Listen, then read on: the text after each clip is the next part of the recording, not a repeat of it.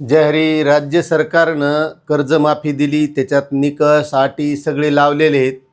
आता त्या दिवशी मुख्यमंत्र्यांनी पत्रकार परिषद घेतली आणि त्या पत्रकार परिषदेमध्ये सांगितलं फक्त एकच अट आहे की जे अगोदर शेतकऱ्यांना कर्जमाफी 2019ची मिळालेली आहे, फक्त त्याच शेतकऱ्यांना 50,000 रुपये मिळणार आहेत, तेही वरची रक्कम भरल्याच्यानंतर. आणि हे करण्याचं कारण म्हणजे आपल्या बँकासुद्धा वाचल्या पाहिजे. आता याच्यात एक पहिला प्रश्न आहे, कर्जमाफी बँका द्यायली का सरकार द्यायली? शेवटी आता कर्जमाफी सरकारनं दिल्याच्यानंतर ती बँकेला रक्कम देणं हे सरकारचं काम आहे.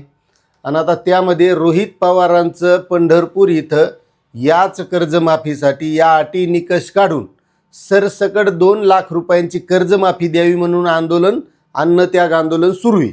आता यावर तुम्ही सोशल मीडियावर पाहिलं असेल, काही आमदार काही नेते हे आंदोलन 9% आहे, उगच नाटक सुरू आहे, याच्या आजोबानं काय केलंय, रोहित पवारानं काय केलंय, यावर आता टीका करलेत. कारण याला शेतकऱ्याच्या या प्रश्नाहून काहीच देणं घेणं नाही.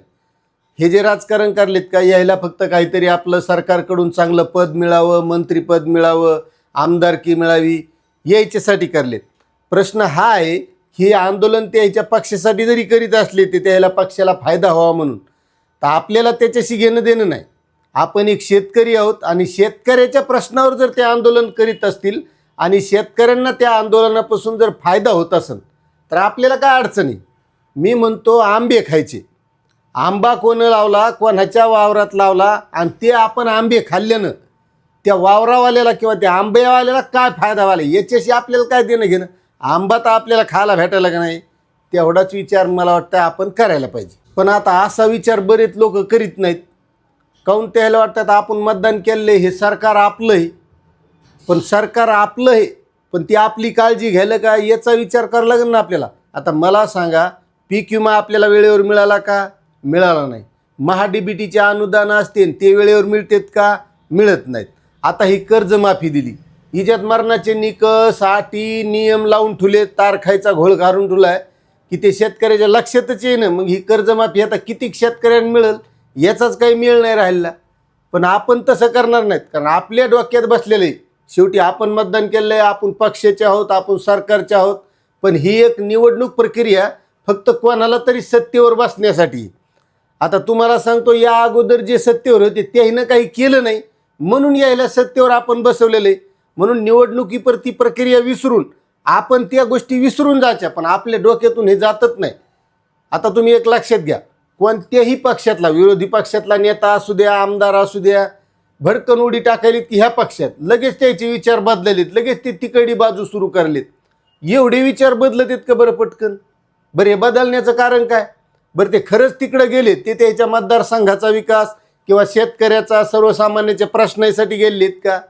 हां, त्याला फक्त चांगलं आपल्याला पद मिळावं, आपल्याला प्रतिष्ठा मिळावी, आणि आपण जे धन कमिलेलं आहे याला कुठं अडचण येऊ नये, ईडी बिडी शिडी असं काही लागू नाही, हे त्याचा प्रयत्न आहे. आपण हे विसरणच ना.